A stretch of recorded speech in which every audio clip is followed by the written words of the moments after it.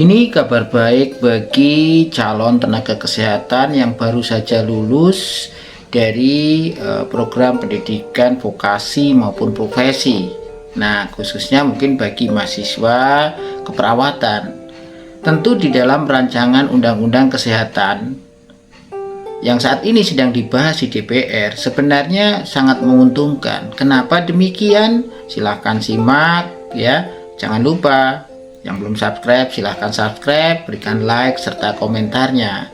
Jadi rancangan Undang-Undang Kesehatan ini sebenarnya kalau kita pahami dan pelajari banyak manfaatnya bagi pasien, masyarakat, khususnya juga bagi tenaga kesehatan dan medis.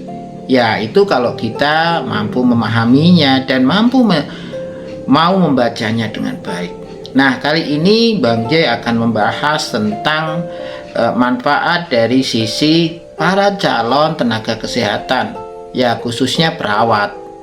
Nah, setelah lulus ya pasti setelah mengikuti program profesi atau vokasi akan mendapatkan ijazah, dan kemudian sebelumnya itu tentu akan mengikuti uji kompetensi ya yang diselenggarakan. Tentu tata cara uji kompetensi ini mengikuti yang sudah ditetapkan oleh pemerintah. Nah, tentu mungkin ya para calon tenaga kesehatan ini bisa saja nggak lolos uji kompetensi. Nah, jangan takut kalau yang dulu kan berulang tidak lolos, akhirnya pada ngambek nggak mau lagi melakukan uji kompetensi.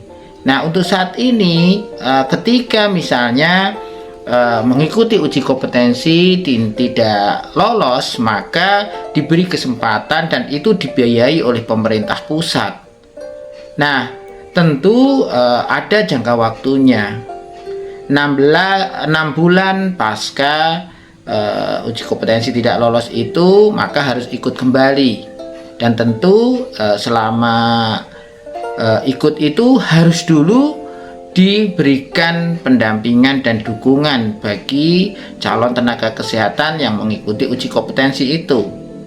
Nah, kemudian tentu pendampingan dan dukungan itu diberikan kepada tentu kolegium tenaga medis atau kolegium tenaga kesehatan Indonesia. Nah, dalam hal ini ketika memberikan pendampingan atau dukungan kepada para calon tenaga kesehatan. Jadi tidak dilepas sendiri.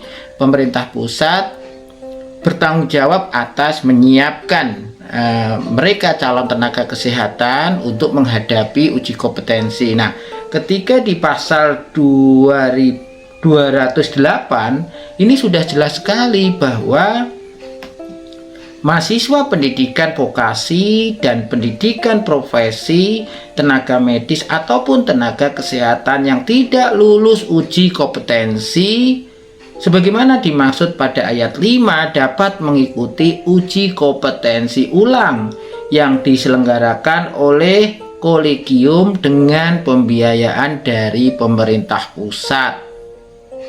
Nah, kemudian untuk pelaksanaan dari uji kompetensi ulang ini diberikan waktu 6 bulan untuk mengikuti.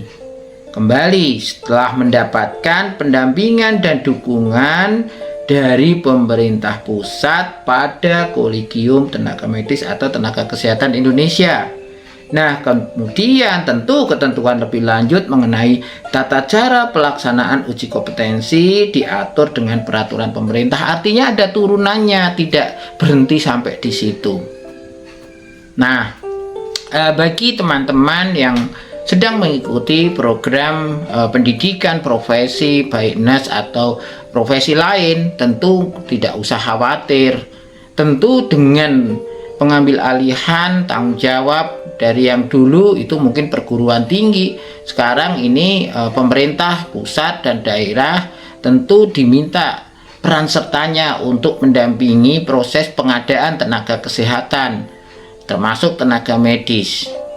Nah, tentu memang pada akhirnya harus ada afiliasi antara perguruan tinggi penyedia lulusan tenaga kesehatan dengan pemerintah. artinya harus ada izin berapa kuota dari mahasiswa yang harus diterima. Nah, itu yang mungkin saja berbeda dengan yang dulu. Jadi ada pengawasan.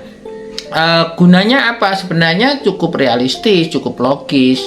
Kenapa? Ya, kalau banyak mencetak calon tenaga kesehatan, ya, kemudian kita nggak tahu formasinya ini kuotanya untuk mengisi di semua fasilitas pelayanan kesehatan, baik di pemerintah, kemudian di swasta, ya, atau yang ada di masyarakat, itu cukup bisa menampung atau tidak. Kalau tidak, justru akan menciptakan pengangguran baru, ya, tentu pengangguran yang berpendidikan tinggi, sehingga tentu ini memang harus dikontrol, ya. Sehingga ketika misalnya tidak ada kontrol, takutnya ya akan menimbulkan dampak bagi lulusan itu sulit mendapatkan pekerjaan. Nah, tentu selain itu keterlibatan pemerintah pusat dalam hal pengadaan sumber daya manusia, khususnya tenaga kesehatan ini, juga untuk mengontrol penggunaannya, apakah akan dia disalurkan untuk kebutuhan internal di negara sendiri atau sebagai tenaga asing, ya, bekerja di luar negeri. Termasuk juga tentu pengaturan ketika ada tenaga kesehatan asing yang akan bekerja. Nah, rancangan undang-undang ini sebenarnya untuk apa? Untuk mengatur itu juga. Bukan berarti akan menggusur tenaga kesehatan yang ada di Indonesia, tetapi itu kan sudah memang, ya, pola saat ini untuk persaingan global. Bagaimana dalam pelayanan kesehatan itu masyarakat boleh memilih fasilitas pelayanan kesehatan, termasuk tenaga kesehatan yang berkualitas, yang mempunyai ilmu pengetahuan yang tinggi, serta keterampilan dan kompetensi yang bisa dipertanggungjawabkan. Nah, untuk persaingan ini kalau tidak dikontrol oleh pemerintah pusat, ya itu masalah sekali. Apalagi sekarang ini banyak lulusan. Masing-masing perguruan tinggi menciptakan program profesional masing-masing. Ya, misalnya saja untuk praktek keperawatan jiwa, ada yang 3 minggu, 1 minggu di masyarakat, 1 minggu, 2 minggu di rumah sakit, ya, ada yang 4 minggu, bahkan ada yang 2 minggu. Nah, ini tentu kan apakah akan bisa memenuhi kriteria standar bahwa tenaga kesehatan kita ini berkualitas. Nah, itu tentu kan harus dikontrol. Nah, ini fungsinya ada rancangan undang-undang kesehatan. Tentu untuk memperhatikan juga kesejahteraan dan masa depan dari para lulusan dari vokasi maupun profesi tenaga kesehatan, khususnya perawat. Itu kira-kira yang bisa Bang C sampaikan. Semoga manfaat, semoga bisa memberikan gambaran terkait rancangan undang-undang kesehatan, sehingga kita semua bisa berpikir positif, bisa berpikir realistis, bisa bersyukur masih ada pemerintah pusat yang memperhatikan nasib dari tenaga kesehatan dan calon tenaga kesehatan yang akan menjadi penerus nanti. Dan tentu kita berharap semoga kita tetap sehat jiwa, tetap bahagia, tetap bisa berpikir positif dan nyaman dengan apa yang sudah dibahas dan ditetapkan oleh pemerintah. Sampai jumpa lagi.